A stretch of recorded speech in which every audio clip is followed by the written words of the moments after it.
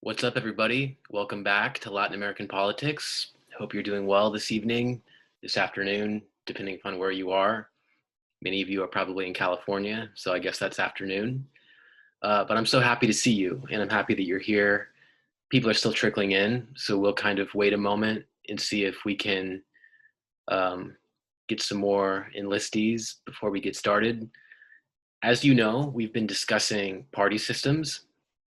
And the theme of this overall section of the course has been the strength of democratic institutions. And we began by talking about the strength of democracies, democratic progress and setbacks, and where Latin America is at present. We since have been discussing the legislature and parties. We've talked a lot about party systems and the relative strength of different systems. We're still in the middle of our conversation about party systems, so we're going to finish up that part of the lecture, and we'll do so by discussing institutionalization, and then we'll also talk about questions about how to strengthen party systems in Latin America. Where we go next relates to presidential powers and the executive. Now, Latin American presidents are very important, and a lot of attention has been paid to their powers and their role and their functions. And so, yet again, we'll be talking about the strength of Latin American institutions, and in this case, the executive and the presidency will be the focus. So we are recording as always, and I'm very excited to get started and continue this discussion. Thank you to those of you who are here. As always, we have an okay turnout, could be much better, but those of you who are here, I'm very happy to see you, and I know that we'll make the most of this.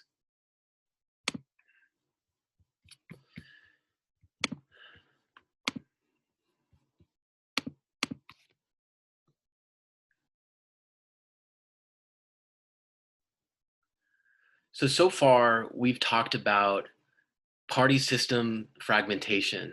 And remember that fragmentation relates to how many parties there are in the system and how many parties can actually win office or are actually competitive.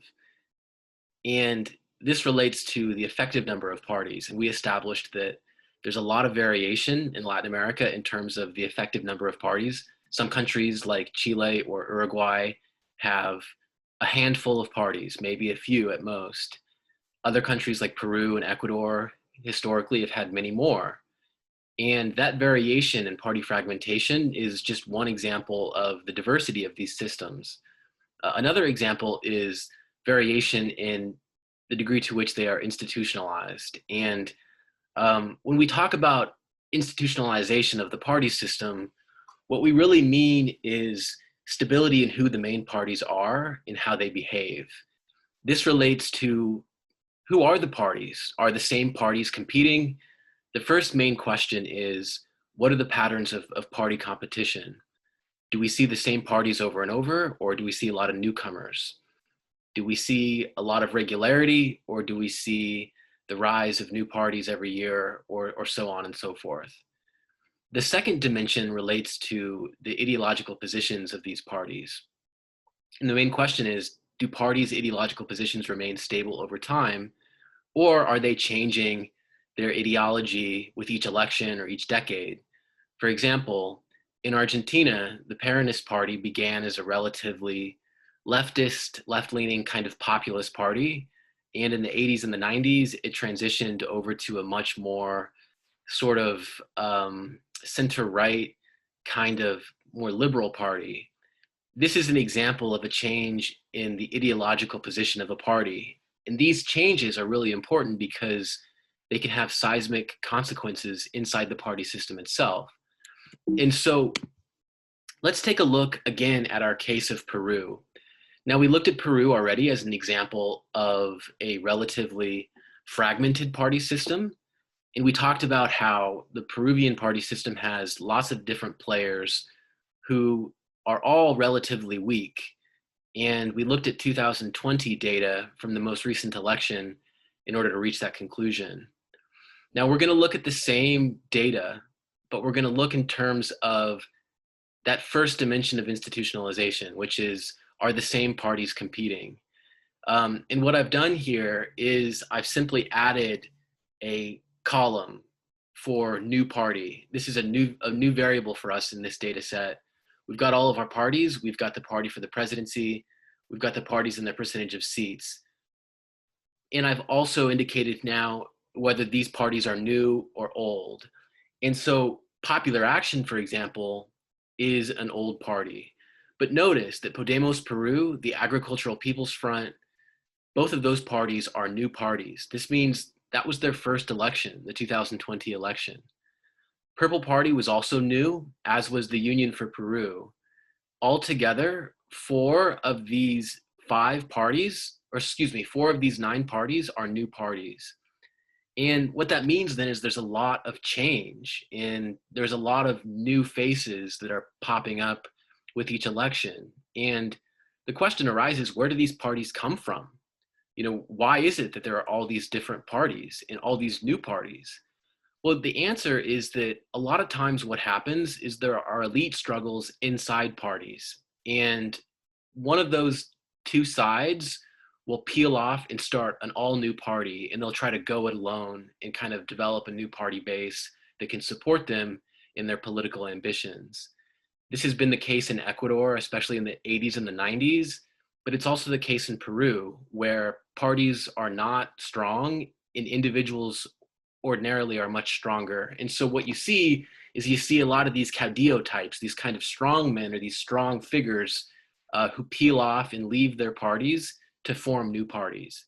And they do that because they don't believe that the existing party is strong enough to represent an obstacle to whatever they want to accomplish. So in any given election, in a case like Peru, you see a lot of these new parties because they represent those underlying elite struggles that take place inside a lot of those more traditional or older parties. Is the President's Party a new party? Let me look that up.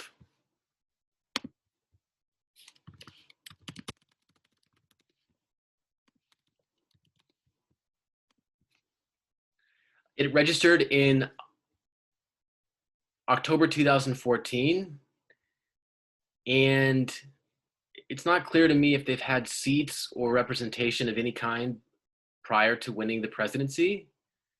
But my guess is that, okay, yeah, so they've had some seats already. It's not a new party. It's not a new party. But what I want to point out to you is that this party, the Peruvians for Change, even though it's not a new party, it hasn't been a party that's been that successful in winning seats. And really, that's what you can say about most parties in Peru, because look at this, they're all so weak. The most well-represented party, Popular Action, has only 10% of the seats. And so even though it's not a new party, Peruvians for Change, it's not clear that they ever really had much of a shot until now.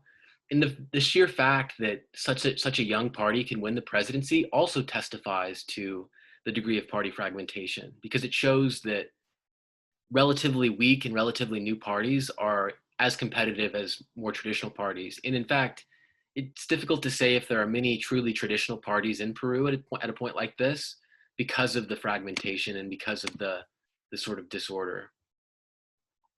Christian says, so even if it's a new party, it could still be made up of old politicians. Exactly, Christian, exactly. And in fact, I think what you'd find is that most of these new parties, as we would call them, are of old politicians. They are made up of old politicians. That's usually how they have the experience necessary to start a party, because they got involved in politics already under some other party. Sometimes they get involved in politics through the bureaucracy and they learn about their ambitions that way. But ordinarily, these parties are filled with old politicians. And I don't mean literally old. Sometimes they're young individuals, but they're ordinarily people who have some experience already. And so this can be a little bit deceiving, but the point that I want to make to you is that even though these are old politicians and new parties, the fragmentation of the party system and the sort of limited institutionalization evident in all of this change it weakens the system substantially, and it makes it harder for all of these individual parties to cooperate and to form coalitions, because they all have individual ambitions that are usually very, very fresh, because that was what motivated them to start that new party in the first place. Christian says, so a similar example would be President Roosevelt's Bull Moose Party. Even though he did lose and the two-party system lives on and strong here. Yeah, I suppose so. The Bull Moose Party, I don't know if they ever had any seats in Congress. I certainly remember the name of that party, but you're right. That's an example of sort of a new party in a similar sense, in a loose sense.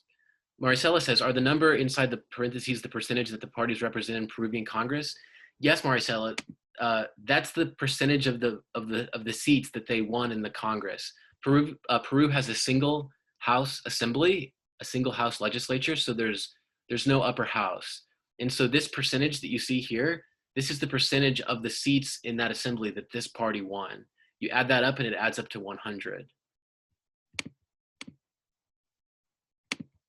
Now let's take a look at a very different example of new and old parties in a more institutionalized party system, and that's the example of Uruguay from 2019. Now, Uruguay is famous for having a relatively consolidated party system, as we already talked about. We know that it has fewer parties. The effective number of parties is between 2 and 3.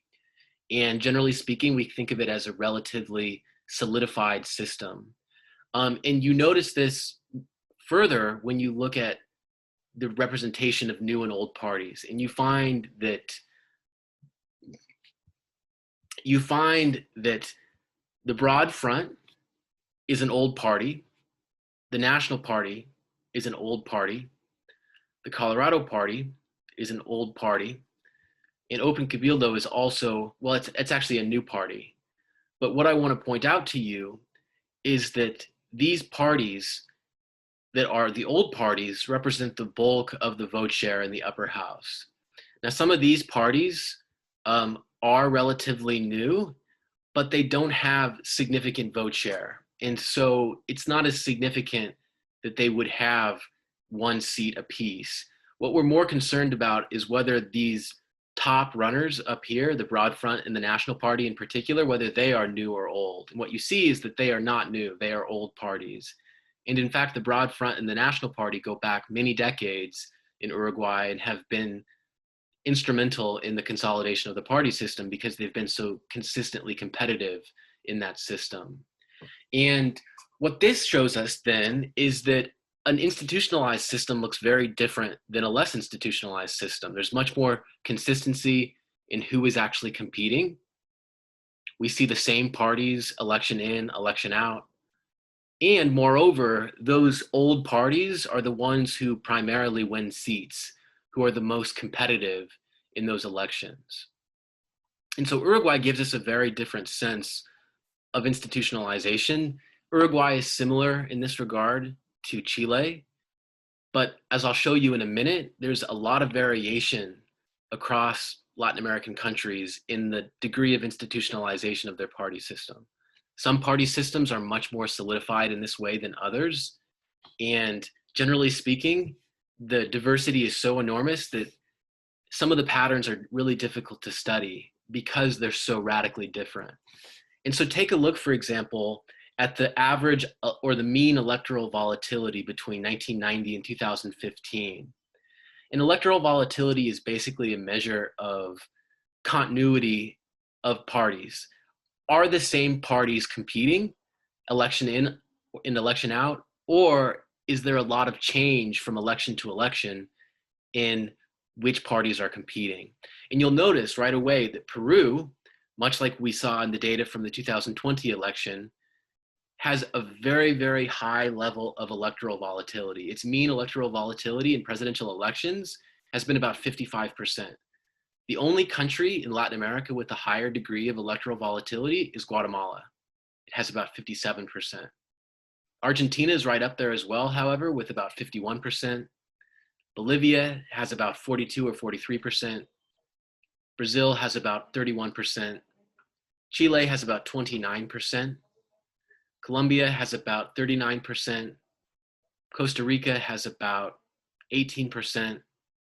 Honduras has a relatively low number, a low electoral volatility, which kind of surprises me. But after all, the party system in Honduras historically has been relatively consolidated. The lowest number on this chart is the United States. And we know that that's because, well, there are a small number of parties in the United States, but there also are a lot of parties who try to find a way to get candidates on the ballot. Generally speaking, Ecuador is very similar to Peru, as is Guatemala. But a country like Mexico is going to be closer to Honduras, and a country like Uruguay is very, very low relative to the other countries. And so what you see is that there's a lot of variation, and there doesn't appear to be a rhyme or a reason, at least according to this data. What we see instead is that different countries go different ways, decisively so. And countries like Peru and Uruguay are very, very different in terms of their electoral volatility. Now, if you look at the lower chamber elections, you find a different story. In general, electoral volatility is a little bit lower because normally it's harder to win those legislative seats, or it's more difficult to compete competitively or to have an impact running as a candidate who's likely to lose. Now, if you're a presidential candidate who's running and likely to lose, you may have some impact beyond your loss, but as a legislator, it's often more difficult to do that. And so you see a lower degree of electoral volatility in the legislature, the lower house of the legislature, in the case of this data. And so notice, for example, that the United States is very, very low. It's at about 2 or 3 at the very, very most. Venezuela is much higher. Uruguay, again, is very, very low. Peru is relatively high. Bolivia is relatively high. Guatemala is relatively high as well. What this means, again, is that there's considerable variation, and some systems are simply more institutionalized than others. Some systems have much more continuity in who the relevant parties are, which parties are competing, and importantly, whether they're competing from election to election, and whether we see consistency in the patterns of those competitors. Now, remember that ideological change was also one dimension of this.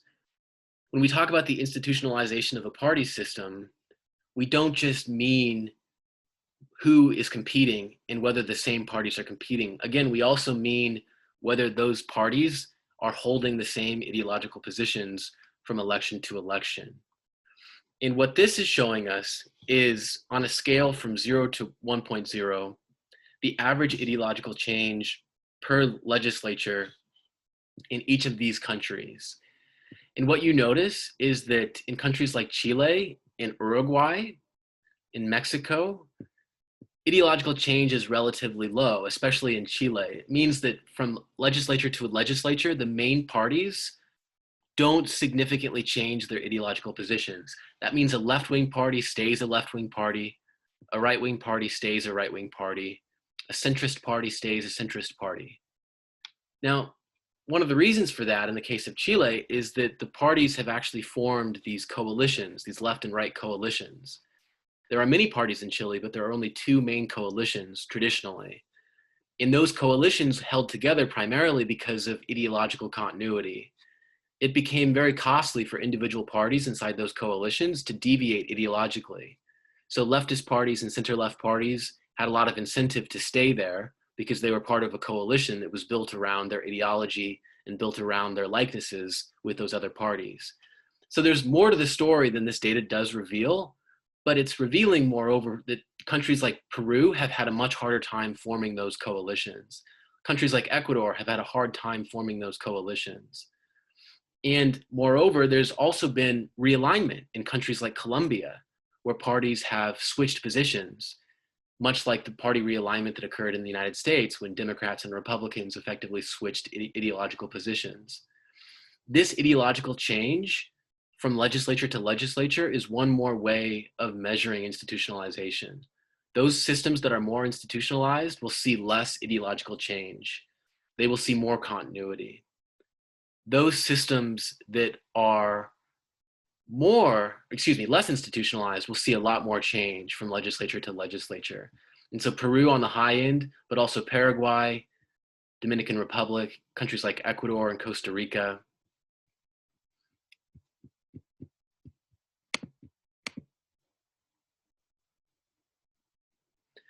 No, so you should expect ideological continuity in institutionalized party systems, Quinn, because those institutionalized systems are characterized by a lot of consistency in who the parties are and the positions that they take.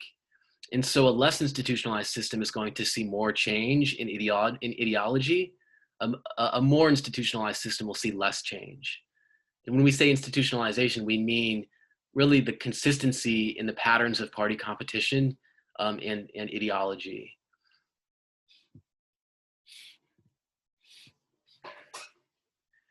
Now, these party systems, we know that they don't stay the same. They evolve and they change in a variety of ways. And we know already, for example, that party system collapse, which is essentially the disappearance of all the key traditional parties, is one way that these systems can change.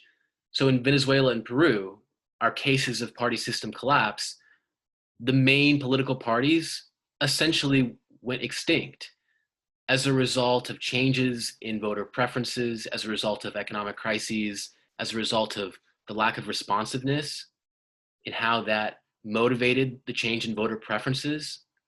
It was also driven by the rise of populist figures who discredited the parties and discredited democratic institutions. And so Venezuela and Peru show us that party systems can collapse. Party systems can also realign, where parties take new positions that they didn't previously take. Colombia is a good example of this. Colombia saw that realignment that was evident in about the mid-2000s that I showed you in that data from the last half of the lecture. Remember, there was that spike in that sudden change that was so interesting. That's an example of realignment. Chile also saw a realignment around the period of the dictatorship. There was a significant change in the positions of right-wing parties, and left-wing parties also changed as well. Chile is one example of realignment, as is Colombia, but Uruguay is another example. These are all cases where the system's players changed their positions or changed their ideologies and realigned while still remaining key players in the system itself. Collapse, by contrast, is where those key players disintegrate and go extinct altogether, regardless of whatever changes in their position they may have taken. Now, party systems can also expand considerably. And Costa Rica is one example. Costa Rica had two parties until 2002, like I told you in the last half of the lecture. But in 2002, a third party won a relatively significant share of the seats in the legislature. And in subsequent elections, that third party and other parties gained further representation in Congress. Argentina is also an example of party system expansion. In the 80s and the 90s in Argentina, the traditional parties, including the Peronists and the Radicals, were deeply discredited by the handling of the economic crisis by those two respective parties. And it really cast doubt on their capacity to govern effectively. And what happened in the early 2000s is that voters increasingly began to vote into office regional parties and parties that had strong links to particular provinces in the country, but maybe not necessarily strong links to all provinces. And as a result, the party system expanded considerably because that meant that a number of new parties, many of them region-based parties or provincial parties, gained seats. And this really began in the early 1990s, but it really picked up speed in the late 1990s and early 2000s. And then, of course, there's also party system consolidation, like what happened in Brazil, where there was a great deal of solidification of who the main players were and their positions. Now, I showed you last class that in Brazil, there has been some change in terms of the ideological polarization, the distance spanning the outermost parties. Those parties have come closer together, although the parties as a whole have moved to the right. The key point that I want to make here is that those parties are essentially the same parties. There are very seldom new parties that gain significant seats in Brazil.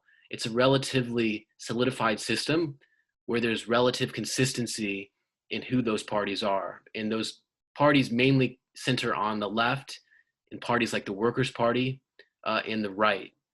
And those different polls have moved, as I said, but the parties have largely stayed the same.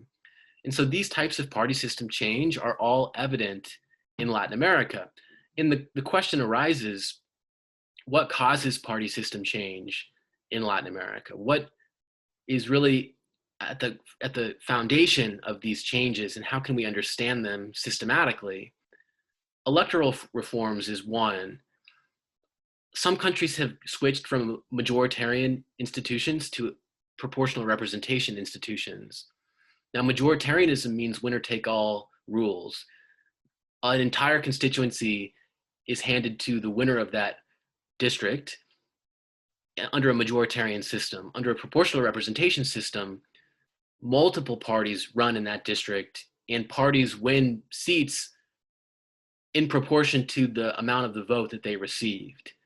And so a switch from a majoritarian to a proportional representation system will normally contribute to an expansion of the party system. The reason is because it creates and changes the incentives associated with voting for third parties. Under a majoritarian system, only two parties are really competitive because only one of those parties will win the constituency in that given district.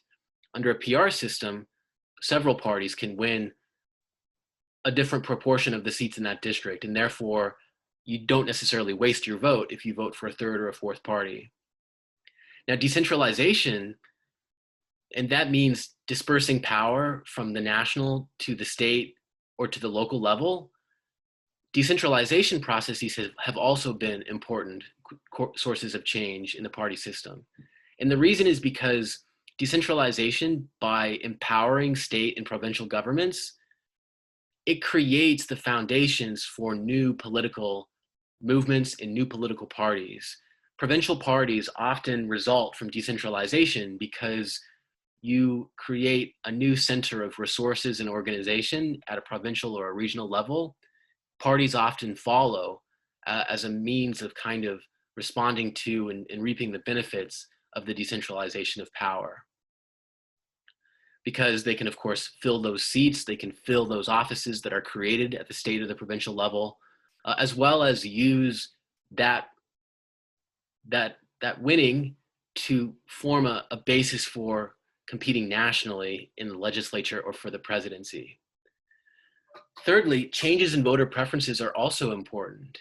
Obviously, voters matter, and what they want matters as well. And so when there's a change society-wide in particular, that can lead to change in the party system.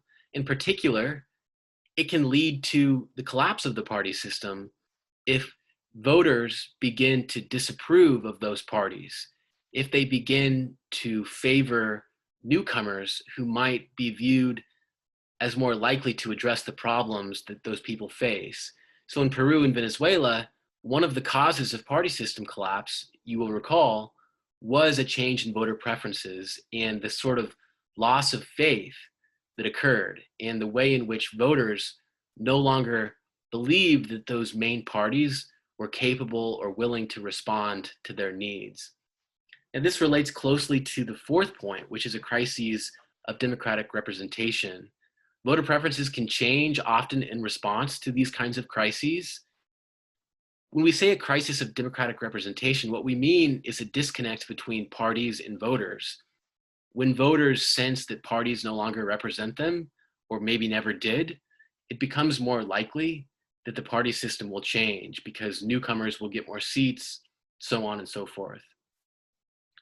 These are different causes of party system change. And what I want you to notice is that these are all relatively large-scale processes. Electoral reforms, that's a system-wide change that affects the way votes are counted in every corner of the country. Decentralization, that's a system-wide change that affects the level of government and the levels of government in a given country. Changes in voter preferences, that's a society-wide transformation. Crises of democratic representation, Seldom do these crises occur without touching all groups in society, including the parties themselves, who are usually torn asunder by the crisis in the way that it affects voters.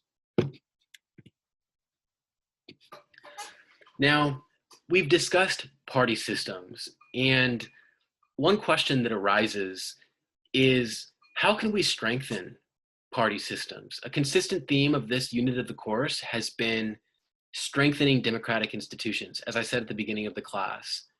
The key question is what kinds of social, political, and economic changes can strengthen these different institutions? We began with democracy itself. That was our first institution. Now we're following up with the party system, and we're talking about the political party system in the contenders, in their ideology, in the continuity in the party system. I'm wondering, before we move on, how can we strengthen these party systems? What do you think is the most important change that should or can take place in Latin American countries regarding the party system?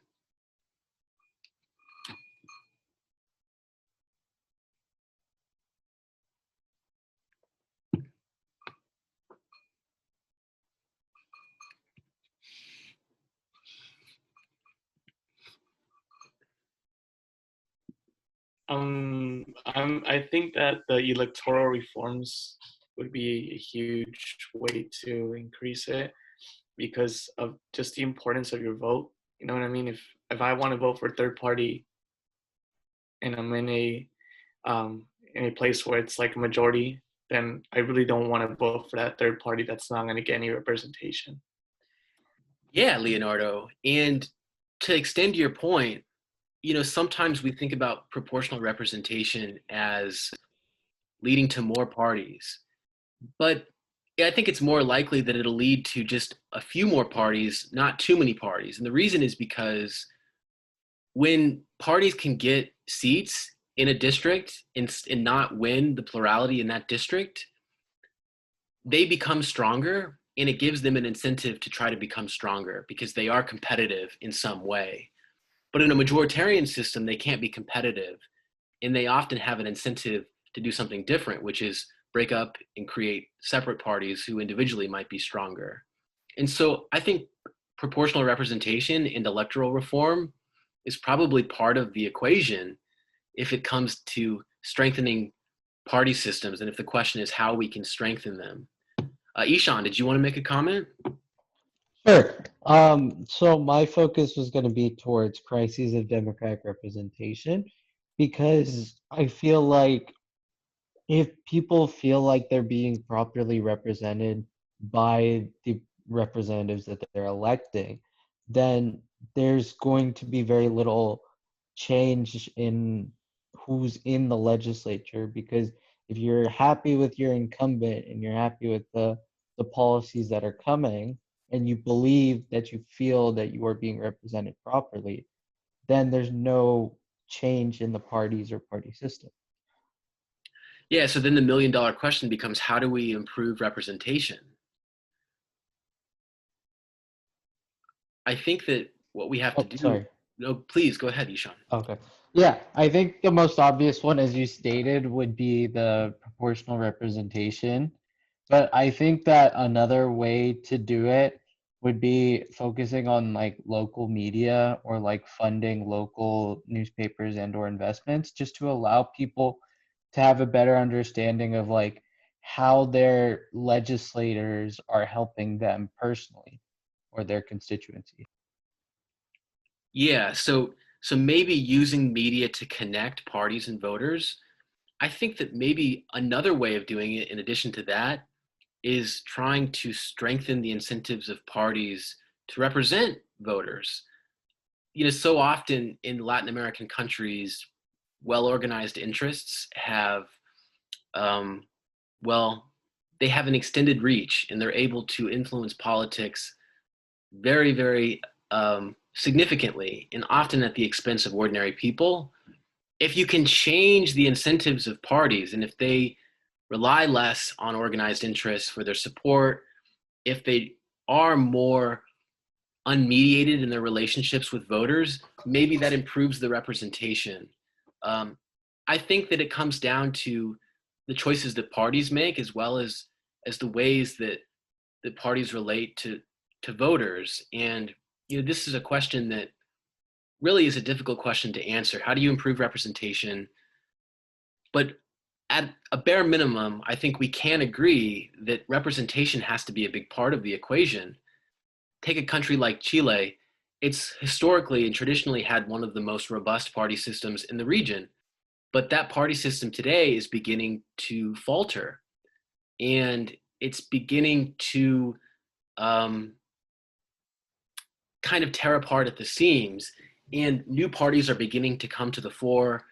The traditional parties are losing ground, and it has a lot to do with voters believing that those old parties don't represent them. And so even in the most robust, solid, solidified systems, crises of democratic representation can be really consequential. And I think improving representation has to be the key part of the process, in addition to maybe electoral reform, in addition to the various kinds of ways of connecting voters and parties that we talked about through media and other things like that. Perhaps extending and improving representation means strengthening parties in terms of their local roots, making sure that they have more funding to set up local offices, and laying down roots in communities that they represent or that they include in their constituency. One thing about the Peronist Party in Argentina is that it traditionally has done a pretty good job representing poor and working class and unionized workers and Argentines. And in particular, this is because the Peronist Party has a lot of local offices and is very well connected to constituencies, especially in urban areas in Buenos Aires. And so democratic representation is a sticky and difficult question, but it's certainly going to be related closely to the strength of the party system and the potential for the party system to change or unravel. And I couldn't say enough about representation, because improving the quality of representation is really the most important challenge in Latin America. Christian says, I would imagine it would be electoral reforms. Electoral reforms do tend to have this effect. And the reason is because, like I said, it changes the incentives. The way the votes are counted changes the incentives of both the parties and the voters.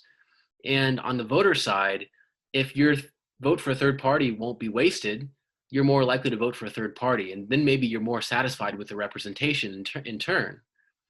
On the party side, if you are a third party, it might work the other way if we transition from a proportional representation system to a majoritarian system. If that were to take place and you are a third party, you might have an incentive to merge with another third party and team up, so as to be able to compete more effectively in that system. On the other hand, a shift from a majoritarian system to a proportional representation system might contribute to some party fragmentation. But I think, again, it's likely that it won't contribute to that much, because the improvement in representation that comes from having more parties will probably place a natural limit on just how many parties actually emerge within the system. Because if people feel satisfied with their representation, they're not likely to vote for those other parties. And so there is a link between the voters and the parties themselves, but they do have different incentives, and the electoral reforms do tend to matter a great deal. Okay, so we're shifting our focus and we're going to start talking about presidential powers. And presidential powers, this is such an important discussion. And I have to tell you that in Latin America, this is possibly one of the most important debates in sets of controversies when it comes to democracy and the survival of democracy.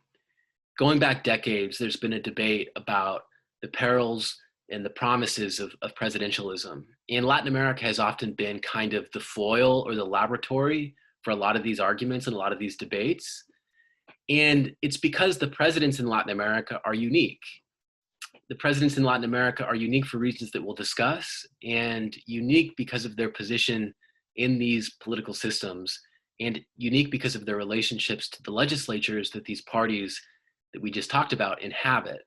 And so we're going to begin today doing something a little bit different. And I want to incorporate you from the get-go. And I'm going to do so by presenting a series of statements to you that I want you to think about critically. And the question that I have for you when I'm done reading these statements is, what do all of them have in common? So let me read you these statements one by one. 1, Latin American presidents have fewer powers than their American counterparts.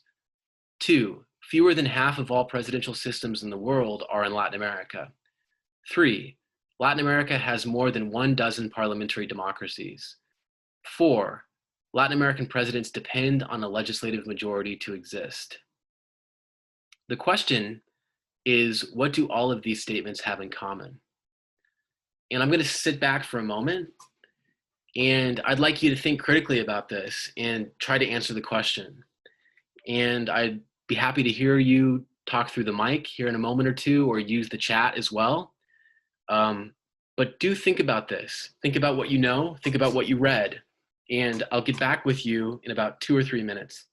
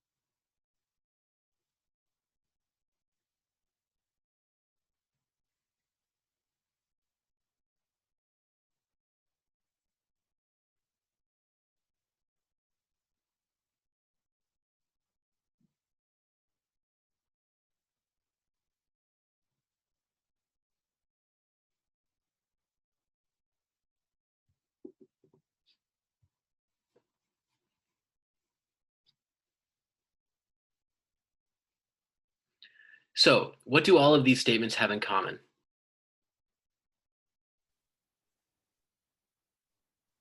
So, oh, Go you can ahead. go ahead. Or someone else talk. I'll just go ahead with it. So what I got from it was the most common thing in it is that presidents aren't necessarily strong on their own in Latin America, and that they need the support of a party in parliament to be powerful. Okay. Let's hear from some more. Okay, what I got from them is that none of the statements properly describe Latin America, because at least the first one I know isn't true, because uh, Latin American presidents have the ability to introduce legislation and do item and vetoes from parliamentary or legislative bills that are being sent to the. I'm pretty sure like it's around 3/4 of presidential systems in the world that are in Latin America, and I think it will be proven right or wrong shortly. And most Latin American democracies are presidential, not parliamentary, which means that they do not depend on a legislative majority to exist. As just seen in the previous slide, if presidents depended on a legislative majority to exist, there would be more than zero of a party's legislative seats belonging to the same as the president. Okay, so you'd be pointing to like the Peru example then, Ishan? Yeah.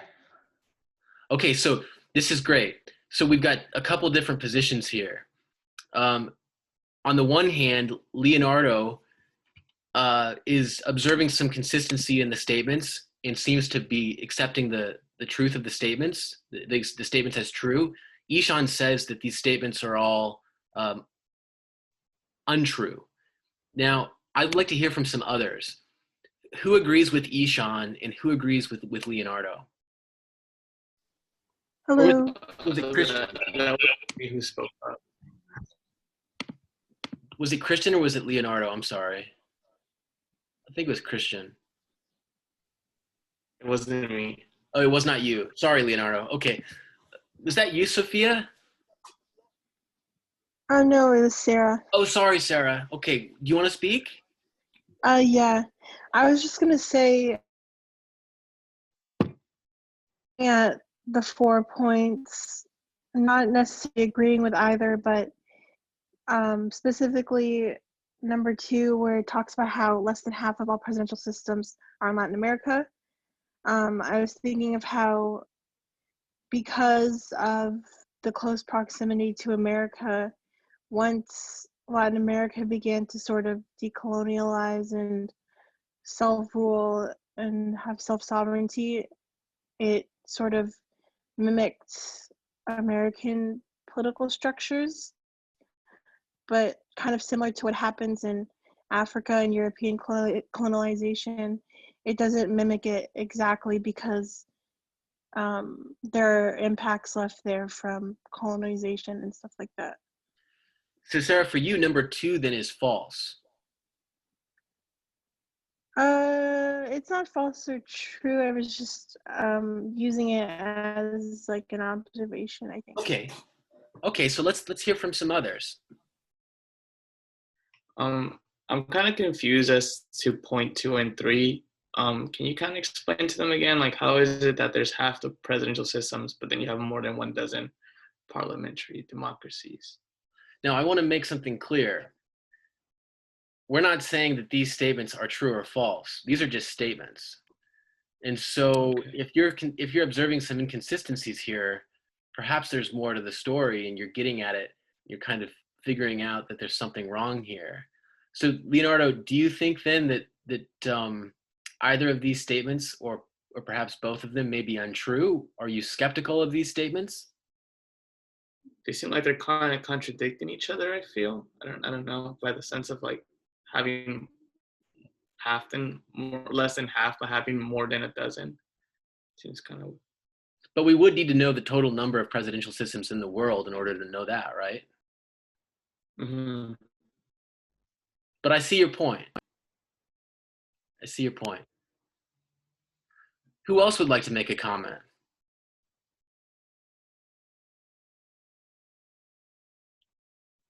So I agree with Asian too, because I believe that these statements are wrong. Like we have looked in past statements, and we have seen that presidents have much more power than Congress and all these party systems. So I agree with Asian in that sense. Okay, okay. So you see then that presidents have quite a few powers, and you've seen evidence of that already. And so you're skeptical that they would have fewer powers than their American counterparts. Yes, I agree. Yeah. Marcella says, I believe that these statements represent our statistical opinion or the stereotype we have of Latin American presidents rather than describing what is happening to a single country of Latin America. Christian says, I blame work brain, but looking at it after, I believe Ishan brought up that the points don't make sense given the information we've learned so far in the course. Interesting. This is good. Would anyone like to add anything as we kind of develop this further? You're getting very close. Christian says, American presidents are very powerful, but we see repeatedly that Latin American presidents can be just as powerful, if not more so. Okay.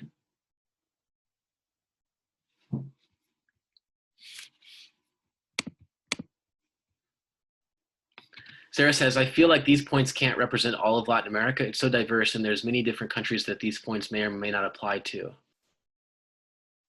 Without a doubt, Sarah, without a doubt. there is a lot of variation, and it seems short-sighted to use any of these statements to describe the region. Well,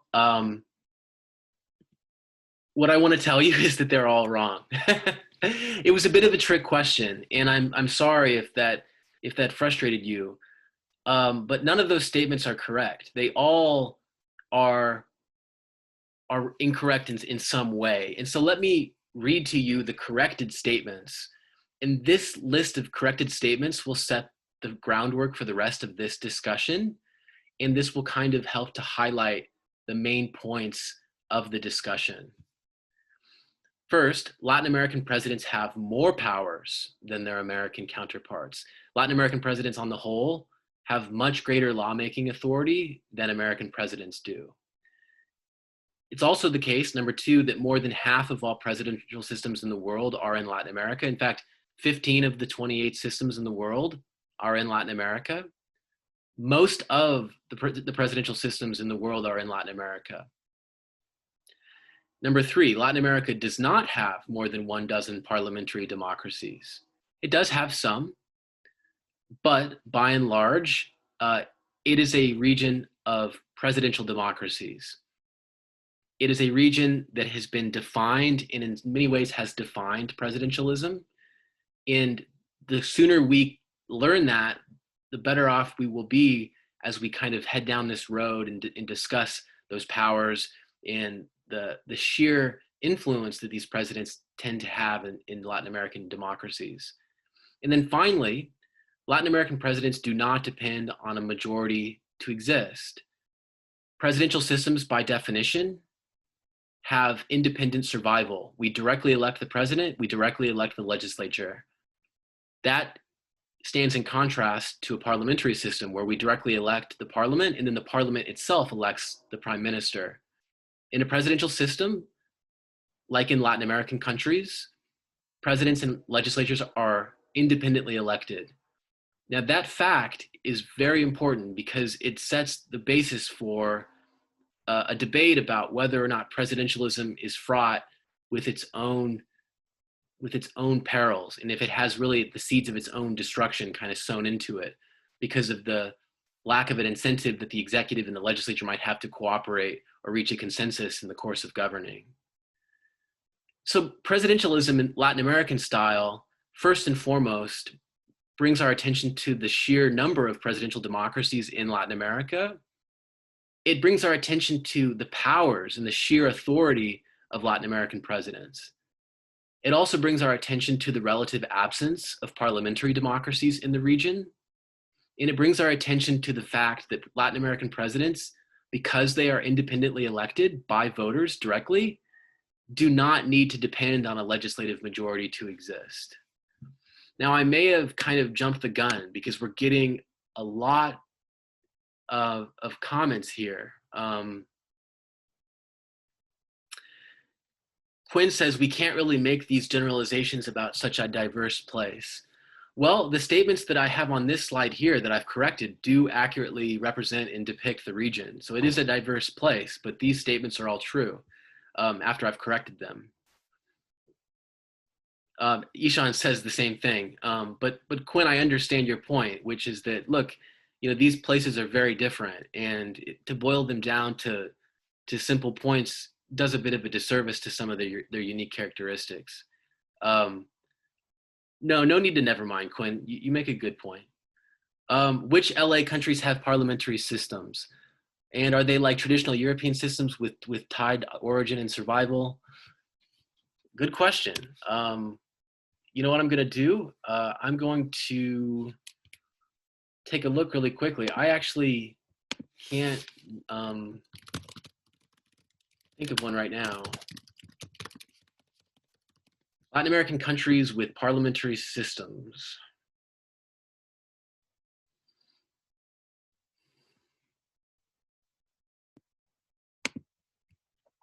Just a moment here. I'm looking it up.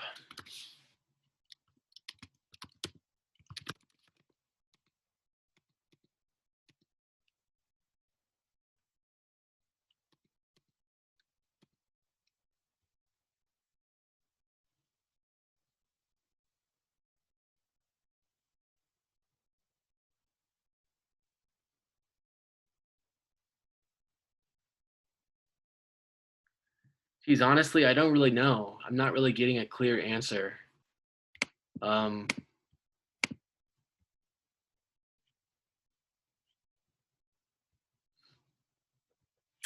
Sarah says Brazil has a parliamentary system, and assuming it might have gotten parts of its government structure from Portugal, I'd assume so.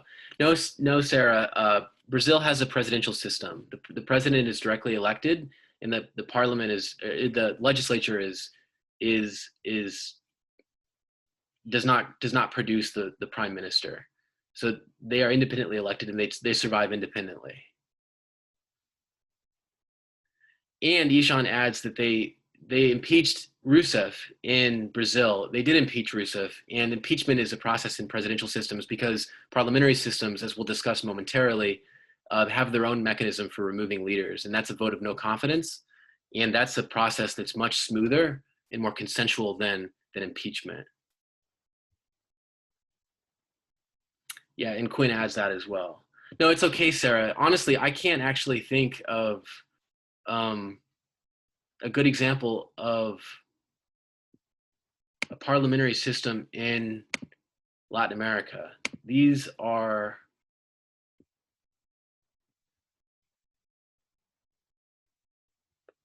let me put it this way. I'm almost positive that most of the 18 countries that share a colonial legacy with Spain or Portugal are presidential systems. I think one of them is semi-presidential, and I'm forgetting which one is semi-presidential. That's one where you have a directly elected executive, as well as a prime minister who is appointed by the executive, but after the recommendation of the legislative majority.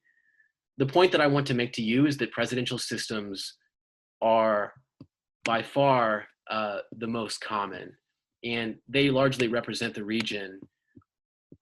Yeah, Ishan, I can't think of one either. This goes for anyone. If you can think of one that we're not remembering, please tell us. But yeah, the situation in Latin America is a situation that revolves around presidential democracy and the roles of presidents. And one of the most iconic sort of features of Latin American presidential systems is, of course, impeachment. Impeachment has been used many times in many countries to remove unpopular executives who don't depend on the legislative majority to exist. Because these executives are elected directly by the people, independently of the legislature, the parliament, if you will, the assembly, cannot use a vote of no confidence to remove them. And so they must instead, in a case like Brazil, cross 2/3 threshold in the Congress to impeach the president. And in the case of Rousseff in Brazil, they did that. But the point that I want to make as well is that this was a very divisive decision. There were those who supported the impeachment as a way of resolving this problem in the presidential system of an unpopular president who had been indicted, kind of figuratively speaking, by the right-wing parties in the Congress. And then the supporters of the Workers' Party and the supporters of Rousseff, on the other hand, who viewed this as a coup and did not view this as consistent with the democratic process. In a presidential system, impeachment is a part of the process, and it largely stands in for what would be a vote of no confidence in a parliamentary system. Am I wrong? I thought they were kind of hybrid. Who, Quinn, Brazil?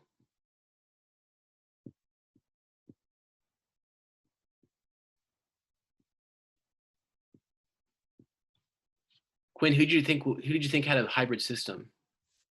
I was just saying in general. In Latin America? Yeah, Um, because you've used parliament to refer to their legislatures before, I think. yeah, well, sometimes the assembly or the legislature is called the parliament. It doesn't mean it's a parliamentary system. So Oh, yeah, a little bit of semantics there. But for the most part, Latin American systems are presidential. thank you for clarifying. No problem. So by now you should be asking, well, how do we actually classify these types of democracy and what differentiates a presidential from a parliamentary system? And well, what differentiates them is the relationship between the government, the legislature, and the president, if there is one. And We could add semi-presidential systems to this list, but we're going to focus on presidential and parliamentary systems because these are the two core types and because there are very few semi-presidential systems in Latin America. But whether a system is a presidential or a parliamentary system depends upon the relationship between the government, the legislature, and the president, if there is one. So we're going to start with a parliamentary system, and we have 2 slides defining a parliamentary system so that we can then differentiate a parliamentary system from a presidential system. So a parliamentary democracy is one where the government depends on a legislative majority to exist. This is a vector for a parliament, and the reason I chose it is because it's so big. In a parliamentary system, the parliament really has a great deal of authority and power because it's the parliament and the parties who form the coalition in that parliament who decide who will become the prime minister. Now, in that regard, they have a lot of power and a lot of influence, and they are the ones who vote on who will be the prime minister, who will form the government. Voters themselves do not. Voters vote for the parliament and the legislators in the parliament, and then the parliament in turn votes for who will be the prime minister. And so in this regard, the parliament has a great deal of authority. In a parliamentary system, we have 2 positions. There's the head of government and the head of state. The head of government is not chosen directly by the voters, but selected by the legislature, and that is the prime minister. And so in the UK, the prime minister is selected by the legislature, not by the voters. The cabinet is a collegial body. What that means is that the cabinet must reach a consensus about policy direction or what to do. It doesn't have to do with the balance of power between different positions in the cabinet or in that government body. It has more to do with consensus and cooperation. And in a similar way, the government needs the confidence of the parliament to survive. It can fall through what we call a motion of no confidence or a vote of no confidence, whereby a majority or a higher proportion of the parliament votes to remove the prime minister, in which case elections are either held or in some countries, the legislature, the parliament then chooses a new prime minister. But the point that I want to make to you is that the prime minister and the legislature are not independently elected. The prime minister depends on a legislative majority to exist. That is not the case in a presidential system. In Latin American countries, and in presidential systems in general, the president is directly elected by the voters, the legislature is directly elected by the voters, and they independently survive, meaning they're in office until the next election. They can't remove each other through similar means. They, of course, can use impeachment, but impeachment is more involved than a vote of no confidence. Now, a presidential system is different for the reasons that I stated. It's a system where the government does not depend on a legislative majority to exist.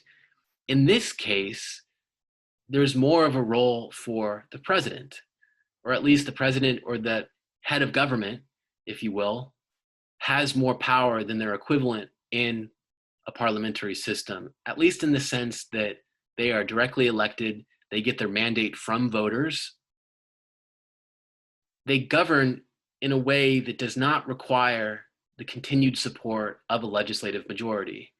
Now, obviously, in a country like Brazil and elsewhere, you need a legislative majority to pass your legislative agenda, and they patch together coalitions necessary to do that.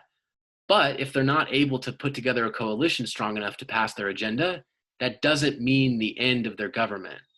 That doesn't mean, for example, that they might be subject to a vote of no confidence. It simply means that maybe they're less popular or they're less capable of putting together a coalition. And moreover, it's unlikely that a president without the support of a majority coalition would ever come to power anyway. Excuse me, what I meant to say is that oftentimes in presidential systems, presidents come to power without a majority coalition, and sometimes they never have a majority coalition. And so, for example, in countries like Ecuador, it's been the case that traditionally presidents have had a hard time putting together coalitions, but they've also often been subject to impeachment. And so a presidential democracy, the independent survival of the president and the legislature makes it very, very different than, say, a parliamentary system. Now let's flesh this out further.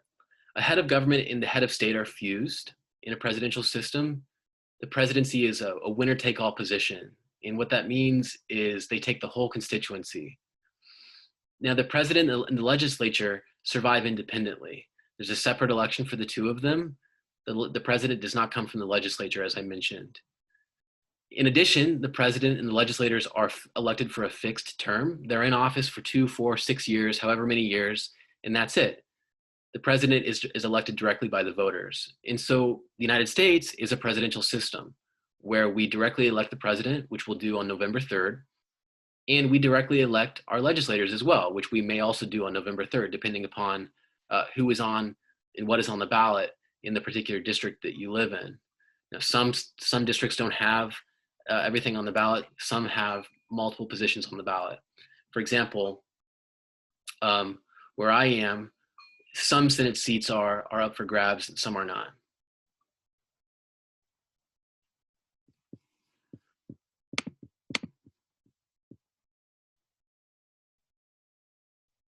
Leonardo says, so would it be easier to become president or prime minister? Well, that's a good question, Leonardo.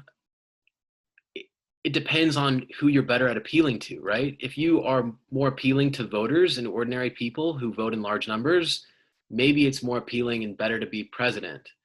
But if you appeal to legislators and party leaders and people already in government or in the parliament, maybe you would be better off and it'd be easier to become prime minister. Now, obviously, all else being equal, it might be harder to become prime minister because think of it this way. Not only do you have to be elected by the parliament, but your party usually has to win a decisive share of the votes in the parliament.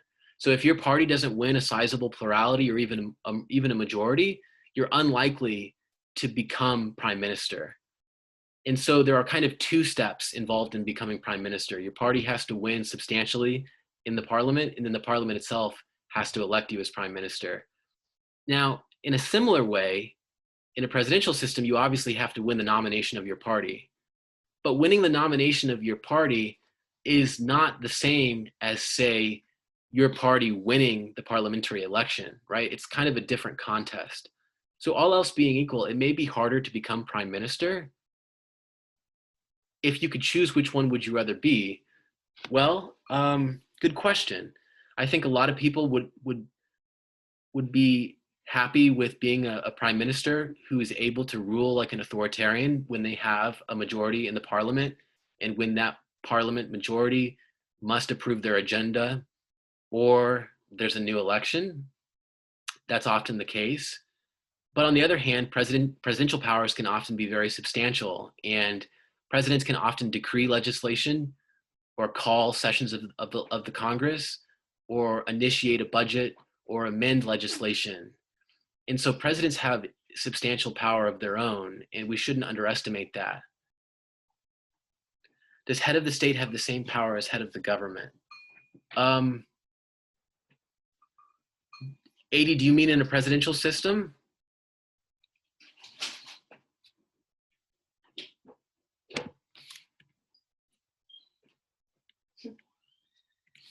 I think 80 is asking about a presidential system. Yeah, they're the same thing. In a presidential system, they're fused. So if you're the head of government, you're also the head of state.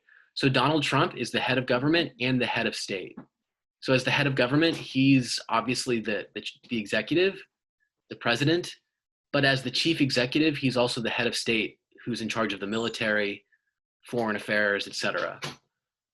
Now, these presidential systems, I told you that they are very common in Latin America. And in fact, Latin America has more of them than any other region of the world. There are 28 of these systems in the world total, and 15 of them are in Latin America. So the majority is in Latin America. And that's important because it means then that the region's countries have a similar experience with some of the features of democratic politics that are related to presidentialism. And it means that some of these democracies might be prone to similar kinds of forms of breakdown. We'll discuss that later. But these presidential systems are also very common in Africa, where there are 9 of them. There's only 1 of them in Europe, and that's in Cyprus. Cyprus is a very tiny country, and you know, it's one that we don't talk about a lot. Europe is usually considered parliamentarian, and it's thought of that way, not just because of the role of parliaments in European countries, but also in the European Parliament itself. So presidentialism is different from parliamentary systems because remember that presidents are elected to fixed terms, and those fixed terms can vary from 4 to 6 years. In most cases, usually they can run for consecutive terms from 1 to unlimited, although in countries like Mexico, there are term limits imposed on the president and all other executive offices. And then they also vary a lot in their method of election. And so, for example, in some presidential elections in some countries, you simply have to win a plurality of the vote. So if there are 5 candidates and you're one candidate who wins 34% of the vote, and the rest of those candidates all win fewer than 34%, you are elected president.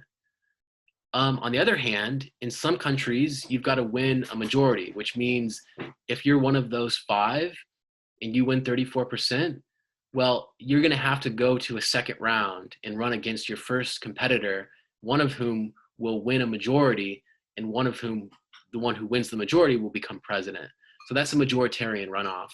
That's another way that these systems vary from country to country. Checking the chat here. 80 says, but Canada works different because it's constitutional monarchy. Head of state is the Queen Elizabeth, and the Prime Minister, currently Justin Trudeau, is the head of government. Yeah, 80, but Canada is just it's a traditional monarchy. It's not a ruling monarchy. It is a democracy. It's just a democracy that has a symbolic queen. Now, it may be the case that the queen symbolically is the head of state, but for all intents and purposes, the prime minister, currently Justin Trudeau, as you point out, is the head of government. The head of state, Queen Elizabeth, it's not like, does Queen Elizabeth actually run the military and foreign affairs? And like, does she actually have emergency powers? Probably not. I think that those powers are largely held by the head of government in Canada. I could be mistaken. I don't know much about Canada. This is the Casa Rosada. This is the presidential palace in office in Argentina. I took this photo. It's one of the most beautiful and iconic buildings in all of Latin America. It goes back to the colonial period, and it has this just incredible pink color. This is where the president lives, and this is where the office of the president is as well. And so if you go to Buenos Aires, you'll find this in the city center, the federal district, as they call it. And you'll find all sorts of government buildings that line the streets and ring this presidential palace. But this is what it looks like, you know, in the flesh in Latin America when you go and when you see these buildings and you see the way these institutions are set up. And there's so much to this story. You remember Juan Manuel de Rosas, that caudillo who said death to the Unitarians? Him and others were instrumental in promoting presidentialism in Argentina. And the reason was because presidentialism was more compatible with federalism and because they wanted a federal system. And so, you know, this is just a neat little example of history and presidentialism. Yeah, 80, it looks amazing, doesn't it?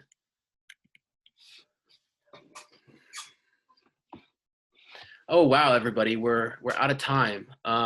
As always, we get so caught up that we're unable to stop on time. Thank you very much for being here. I'm going to pause the recording, and we'll pick this up on Monday, and we'll have a discussion. We'll have some more questions, and it'll be more invigorating, the discussion and the debate that we have, where we begin to talk about presidentialism and parliamentarism, and whether one is more democratic than the other, and then also whether the president or the legislature speaks for the people in the presidential system. So thank you very much for being here. I'm going to pause. I'm going to stop the recording, and I'll see you on Monday.